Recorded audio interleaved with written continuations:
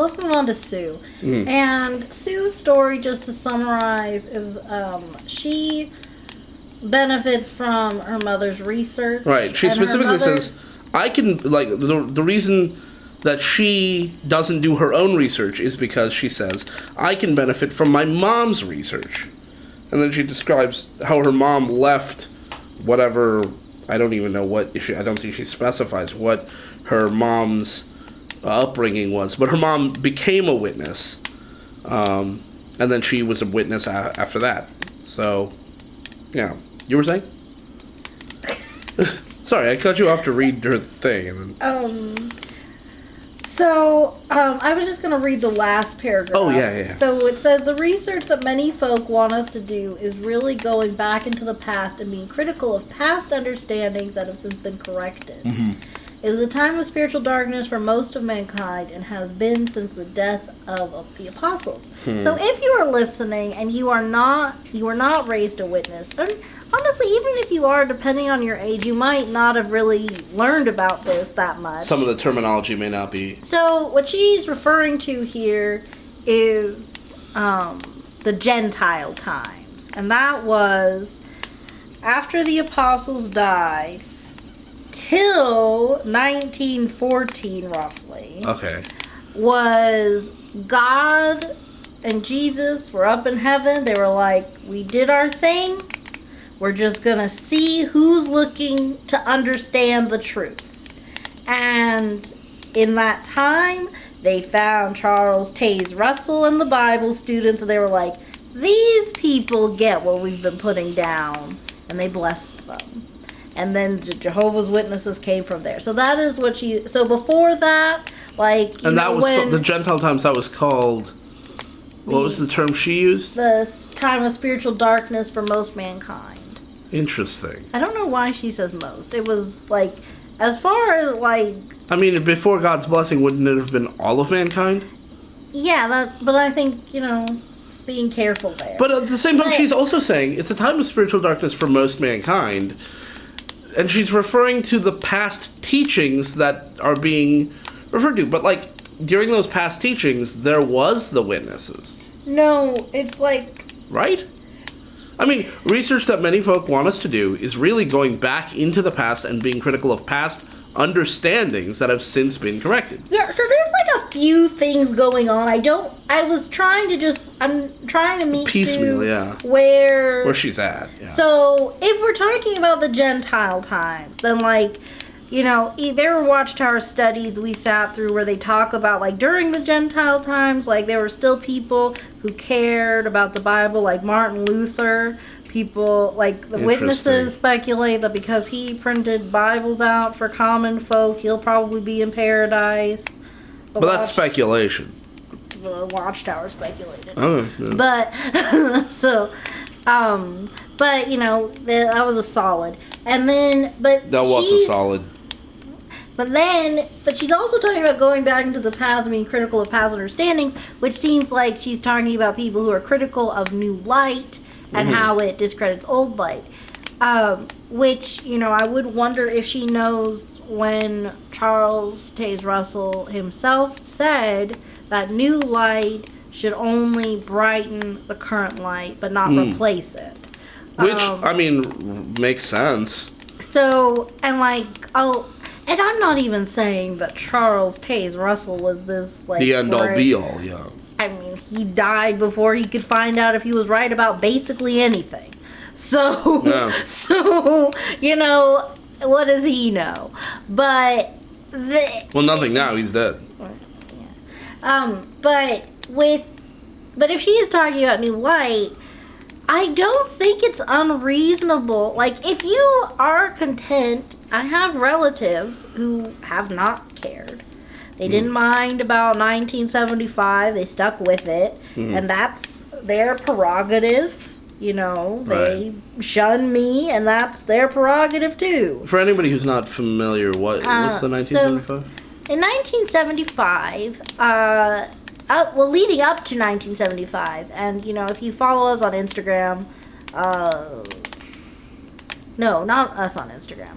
I mean, you should follow us on Instagram. Yeah. but I don't want to take credit for someone else's work. But you can reach out to us. I copied the article too, but another account I don't remember at the time pointed out that Fred Franz, who was like in charge, like the president of Witnesses at the time, himself said that the end was coming in 1975. Right. But then they backpedaled and said it was just like some witnesses just got uppity and they thought it was coming. And even so, you might think like, oh well, you know, it was just a year, who cares? But when convincing everybody that the end was coming, they accrued a lot of debt, sold their homes. Like, these are believers, regular folks who otherwise would have continued to. And these were not invest in their futures. Yeah, these were not paid full-time servants we're talking about, where they could just, they're on the watchtower's dime, so who cares anyway? No, these are regular people who have jobs and families to take care of. Right. That gave up all their stuff. And then 1975 came and went. And we're still here. Yeah. All the way to 2022. Yeah. So. And there are people who died before 1975, people who died after 1975, and there's no tangible difference between. So, like, when people. So she's saying that, like, people are being harsh on new light and trying to, like, look at it. But honestly, you know, it's not. If you can. Okay, here's a small example. And I believe I heard. I'm trying to think of which apostate I heard this from. I want to say Lloyd. Probably the safest bet. But he was pointing out how Charles Taze Russell loved singing. J.F. Rutherford hated singing. So there was no singing. He goes, and then Nathan Nora's like, actually, singing was pretty dope when we did it. That was pretty cool. So, like, let's bring that back. So if it's new light, it can't go back to being old light. Yeah. So that exam might seem irrelevant. It's a tiny thing. But it's indicative of what people's issue is when they talk about new light. Right. You know, like in Can I say real quick, you know, sometimes I remember when we first started talking, you were I had seen on TV, like, Jehovah's Witnesses were people who came to your door and tried to convince you, and that was pretty much my exposure to it. I hadn't really heard of or investigated any of this stuff. So finding out you were one of Jehovah's Witnesses, I thought, oh, this is an opportunity to learn some things. And one of the things you brought up, which you were proud of at the time, was that within the Witnesses, their teachings change and update over time. And, like, in a sense, I can understand why that seems like a good thing, right? And in fact, it is a good thing to update your beliefs over time, right? Like, that absolutely is a good thing. If new evidence comes out, you update your beliefs. That's how science works. And so, like, there's sort of a false equivalence, not necessarily a false equivalence, but more like it seems like there's sort of a parallel between science updates what it thinks the scientific consensus is, and the witnesses update their beliefs. But the problem with it is if you believe that you're understanding truth from the eternal source of all truth, you should never have to update. Like, ever. And, like, I understand the idea that, okay, somebody may not be ready for this idea, right? You know, if you go back to Shakespeare's time and try to explain quantum mechanics, he's going to be lost, and you may not be able to explain it to him. But we did get here to our current understanding from there. So there is, in some way, a way to logically pick up subjects and talk about things. It may take a while, but you could talk through any topic we understand today by starting somewhere that we were and getting here. It has happened. So, yeah, I might not be able to convince Shakespeare himself that quantum mechanics is anything, right? I may not, you talk about quarks, he may not understand. He may not even listen to me as a person of color. But there were people at the time who were laying the groundwork then for us to understand quantum mechanics as poorly as we do now. And so you could, in theory, go back in time and explain to them the ideas that they invented and then continue to explain until we get to our current understanding. And if you are the source of all truth and you want people to understand something, it really should not be hard for you, the most powerful of powerful things, to explain any idea in its constituent parts. The idea that you would need to lay down a groundwork of lies in order to later tell the truth, which might also be lies, doesn't make you helpful. Yeah, I think the other thing, too, is, like, when you're in it, you're not really backdating. You're not looking back. And, like, in the Watchtower, they just say, like, they found this thing out. And you're not really thinking about, like, oh, but it used to be this, I thought. Mm-hmm. You just take it as, like, oh, this is the thing we're learning now. So, like, when, like, the king of the north and the south change, you're not really thinking about the old one. Right. Or, By the way, speaking of the king of the north and the south, and this is another Instagram post, jw.log on Instagram has these phenomenal infographics. Yes. And jw.log had a really, really good one about the king of the north and south.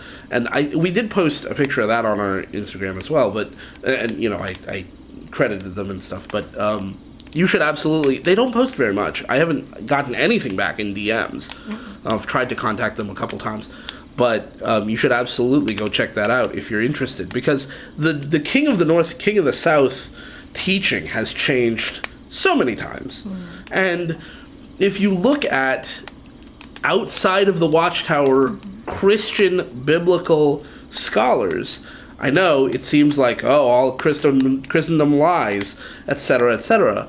But if you look at the biblical scholarship, it is widely agreed upon who the King of the North and the King of the South are.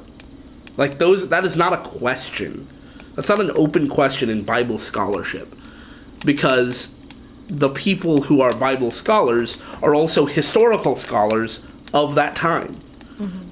They are investigating what we can find in the world, instead of just looking to one book and then asking 8 old guys, you know? See, that's the other thing, too. Like, I think with New Light, what really, like, ruined the... What was the appeal of the New Light for me is the more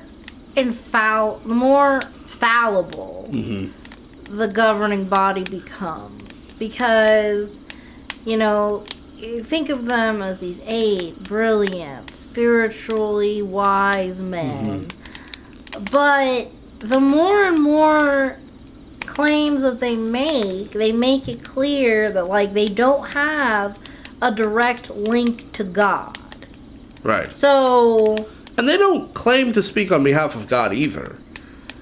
Right? I mean, if you ask them, do you speak for God? I think they would probably say... Well, see, that's what I'm, confused about. Because, like, in the Australian Royal Commission, they really were careful with their words there.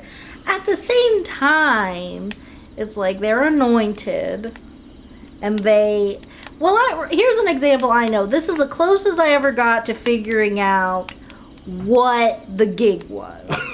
And it was when...